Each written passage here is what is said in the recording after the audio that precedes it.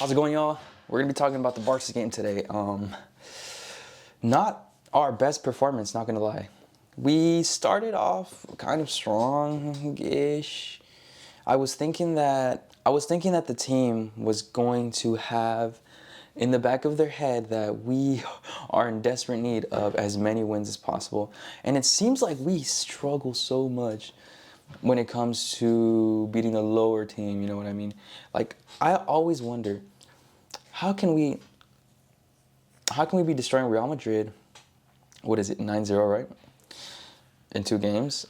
But we're struggling against Las Palmas. Is that not? It's kind of concerning. But at the end of the day, we got away with the dub, and we're just gonna be talking about the player ratings. To be honest, although not too good, not too many good things to say about the players. So let's start off with Balde. Balde had an average game. I think he did what he had to do. It almost felt like he was back in that rhythm where he kind of takes people one-on-one and crosses the ball to absolutely nobody, and sometimes not even getting that cross through, it being blocked by a defender's leg or something like that. And it kind of felt like we were back at that level. He was a little bit of a threat that we were lacking on the left side, so I'll give him a 7 rating. He was probably good during the first half, not as good during the second half. I can't really remember much about anyone else except for Pau Cubarsí. He actually had a very good game. He just was everywhere we needed him to be.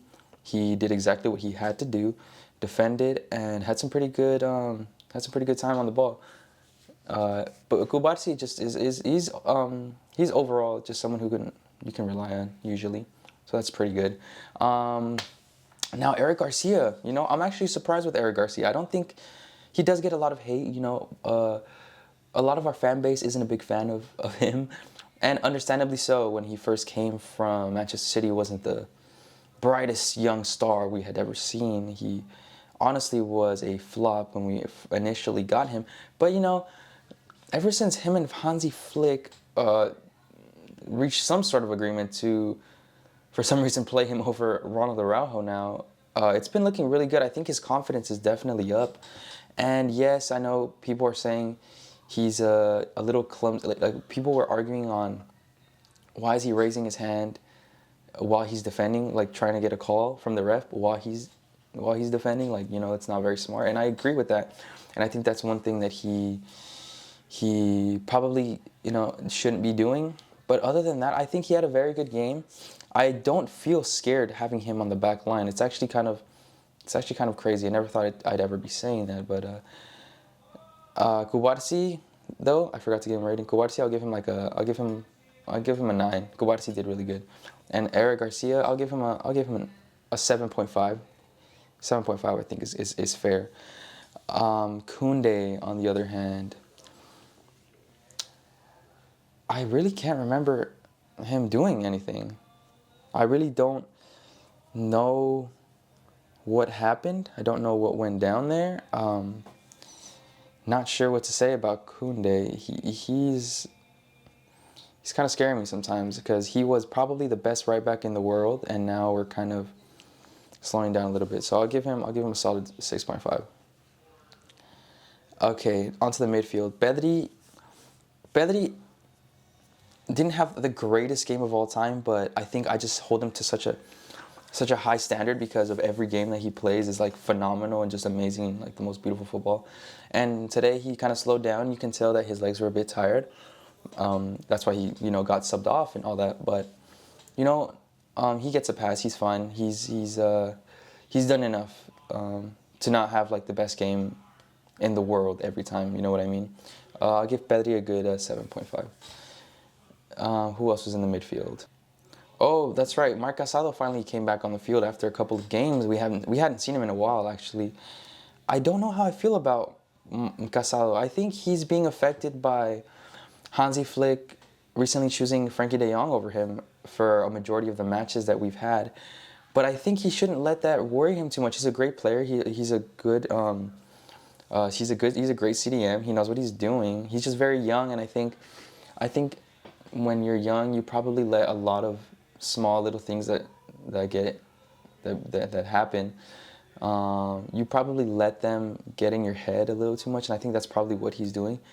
You can tell he has like a lot going on, trying to prove himself to be, trying to reestablish his position. And I think he's good. I think I think Hansi Flick just wanted to see what Frankie de Jong was to offer. You know what I mean? But obviously, Marc Gasol, he's a great player. I think he had a good game, decent game. I'll give him 7.5 as well. Fermin Lopez, though, wow. I am a big fan of Fermin Lopez. I really think he deserves a lot more game time than he has gotten this season. He's a great player, but he didn't have the strongest of games. And he was subbed out at the 45, which is telling. When you get subbed out at halftime, you're clearly not doing what your manager's asking of you. Not his strongest game, but I think it's just like, I think we have to give him time. Fermin Lopez is a phenomenal player, and I think he's going to be a big star. So I hope we don't start getting scared that he had one bad game, or maybe he has a run of bad games. And I hope we don't give up on him, because I think he's a phenomenal player. I think he's really good. I think he's really good. Rafinha had a decent game. I think Rafinha stepped it up in the second half. He got himself an assist with the GOAT, the Shark. We'll talk about the Shark after. But Rafinha did what he had to do. It was a quick pass. I thought his pass was offside, but it wasn't, and it was a great pass. But other than that, he was hustling. There was an instance where he ran all the way back to his own half to defend, which is really good to see from the captain. Like, you can honestly tell that Rafinha is committed to the team, loves this team. He's locked in. I can't really say anything bad about Rafinha. He had a decent game. I'll give him an 8. Rafinha deserves an 8. Lamine Yamal had a really, really, really slow first half. It's almost like he doesn't know what to do. I think he's confusing himself when it comes to his decision making. I think he doesn't know whether to dribble with the ball and try to up his dribbling stats, or if he should take a shot. And I think he's mixing up so much in his head that he doesn't know exactly what to do. And then when he ends up coming to that point of decision, he messes it up because he's in over his head. And I just think he needs to understand that all these defenders are terrified of him, and he needs to use that to his advantage. You know what I mean? If defenders are scared of you, they're gonna be nervous when it comes to one-on-ones, and he should use that to his advantage. And also, I think his teammates just need to talk to him more, especially the captain needs to tell him exactly what's not working. And Hansi Flick clearly had a good conversation with him at the half, because he came back and he looked pretty strong. He looked really good. He started passing the ball. He started giving some important passes, and he got his assist. That talk must have done something really good for him, because he's killing it with the assists. He's doing so good. I think he has like the most assists, right? That's like his. I'm gonna pretend that's right. I think he has like 11 assists in La Liga this season, which is absolutely crazy. He's 17, so I keep forgetting that. Every time I watch him play, I completely forget he's 17. So, good for him. He got his assist. I'll give him, he stepped it up. I'll give him an 8.5. Really good for him, second half. Lewandowski. Yeah. Lewandowski, man. I don't know. Lewandowski, man, I don't know what's wrong with him. He doesn't have that, like, killer instinct anymore. I think you got to put the boots in the bag. I'm not going to lie to you. He's still a phenomenal striker and all. Like, his stats are crazy, but everything is just from, like, the start of the season. I think Hansi Flick should try and put Lewandowski as maybe the substitute player and give that a try just to see. I'm not saying that's how it should stay, but I think we should see that a little more often, especially since Ferran is honestly proven himself to be such a decent. He's a very good striker, actually. Although he doesn't have the best technical ability. Like, sometimes I watch him play and I'm like, this man doesn't know how to control a ball, and he's getting paid like $10 million a year, but he doesn't know how to control a ball, and I'm just like, okay, that's kind of weird.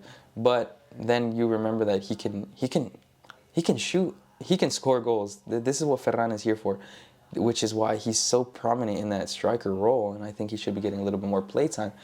because his stats aren't bad this season, and I can only imagine the very few minutes he has is probably very impressive stat wise, and I think Ferran deserves a little more credibility and a little more appreciation from the team. I think, especially from Hansi Flick, seeing that he's playing phenomenal when he comes in. Also, he could just be a replacement player, like a substitution player, which is what he has been, and it's working out pretty well. So you never know. Lewandowski, though, I'll give that man probably a 5. I'm not impressed with his game at all. Very slow. Doesn't finish off his chances. It's almost like we're playing with 10 men out there. Anyways, really proud of Ferran. I think he's growing every single game that he plays, at least. And also Dani Olmo. If Dani Olmo would just stay healthy, everything would be so much different. We'd be completely unstoppable. Our midfield would be stacked to who knows what we could do. Because Dani Olmo's a very talented player. Technically, he's very good, very good, very good. Technically, he's very good on the ball, very good on pressing. He's an overall very good player. I just wish he could play. You know what I mean? I wish he could play. For the amount of money we paid for him, you should be playing, man. But I heard he's doing some sort of like new treatment that Pedri's on, and hopefully that'll help. So we'll see. But other than that, we got the dub, boys. We're still first place, and it was really hard to watch the game because I was just really hoping Las Palmas wouldn't score. But you know what? We got the dub. We're still on top of the league, and thank you guys for watching. Peace.